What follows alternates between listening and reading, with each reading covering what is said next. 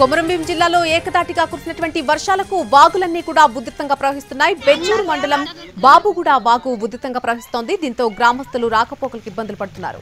తాడు సహాయంతో వాగు దాటుతున్నారు.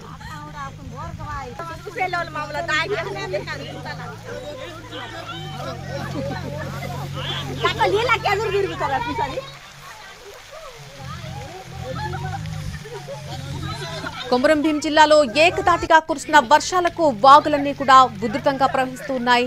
బెజ్జూరు మండలం బాబుగూడ వాగు ప్రస్తుతం ఉధృతంగా ప్రవహిస్తోంది. దీంతో ఆ గ్రామస్తులంతా కూడా రాకపోకలకు ఇబ్బందులు పడుతున్నారు.